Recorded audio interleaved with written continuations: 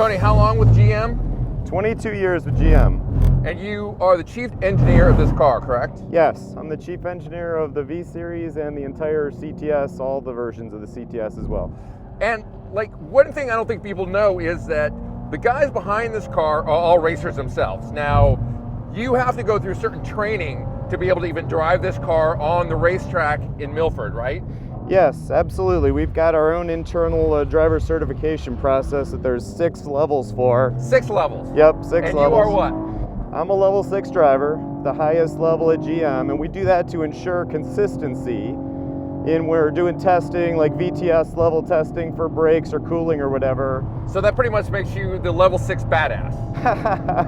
Well, I'm one of many level 6 badasses at GM, so yeah. It's a pretty rigorous process. It takes quite a long time to go through. The first 3 levels are mostly associated with just car control skills, and then you get into things that are more about consistency of lap time and approach, and being able to read the car and communicate, what you learn, so that you can not only get the most out of the car, but be able to understand what to change to make the car better. You got to be able to explain what's not working to get something that is working, right? Yep, exactly. I don't think people realize how much work actually goes into this car, and how even the chief engineer has to be able to truly understand how good the car's got to handle. Well, absolutely. When I'm fighting for, bigger brakes or a feature that we don't have on the shelf somewhere at GM, to have the credibility to be able to say, hey, I've actually driven the car and I think it needs X, Y, or Z is critical sometimes,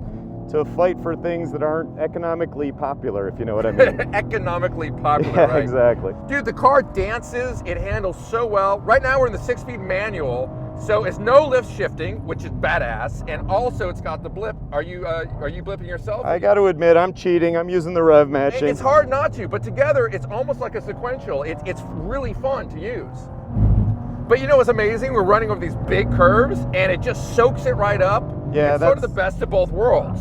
That's the beauty of the MR control on the dampers. I mean, it's best under big inputs, jumps and curves, and that's when you really can tell the big difference. Exactly. Yeah. But it's really nimble, and it feels far lighter than the CTS-V for sure. It's 500 pounds lighter than the outgoing CTS-V. And on our racetrack at Milford, it's 4 seconds a lap faster. Is there anything you wish this car did have that it doesn't? Another 200 horsepower wouldn't hurt. Spoken like a true racer. Right?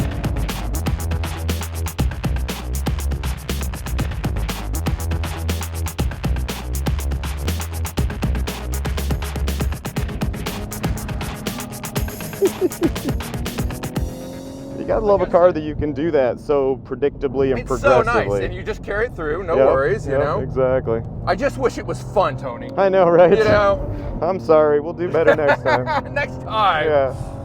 Nah, man, your team must be pretty goddamn pleased, I'll be honest. We are, honestly, and this is our take on what we enjoy driving. Do, right? Yeah, exactly. So, maybe that's not everybody's taste, and that's okay, right? We're not trying to make a car that appeals to everybody. If you make a car that everybody likes, sometimes I wonder if you're doing a good job. It should be a little polarizing, right? And that's vanilla. And sometimes, peppermint with sprinkles is, better. Well, I think it feels really nimble, very predictable. The steering's really nice, which is one of my things. And I think I was mentioning the tip-in is really nice. For the twin turbo, this is always a concern that it's either on or off like a light switch. Right. And this does not have that, and that is huge. Yep. On some of these slow corners, as you thread back on, you can actually thread back on, like right here, versus boom, one or the other, right? Right, where you feel like, oh, I hit the throttle, but I needed to do that, 300 milliseconds ago. Right. And no matter what you do, you feel like you were either too early or too late. With this car, you can progressively feed it in and feel like you can get it right and get all out of it, right? I feel like, though, even after a really short amount of time, that I've got a pretty good feel of the car. Some cars you're like, wow, it just takes a while to, the new M3, M4, some days I felt great, and some days I feel like it's a total travesty. Mm-hmm. And, some days it's you, and some days it's the car. But I actually feel like this car feels very predictable. And like I said, less of that sort of on-off quality. Well, that's exactly what we're going for, approachability, right? So that so that most people can get a bigger range of the performance capability of the car out of it.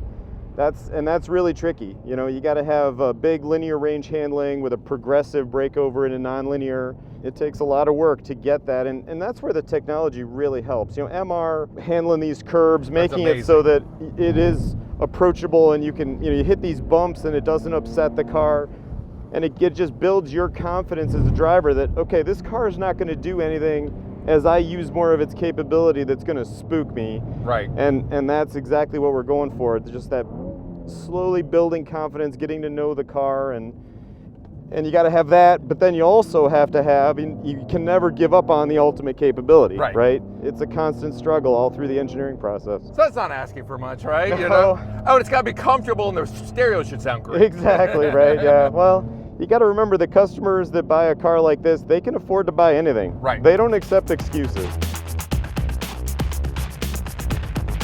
Thank you, sir. No problem. Well, we'll look at lap times. I think you've got me probably pretty good, but we'll see, right? We will see. The computer doesn't lie. No competition, no competition. Yeah, right.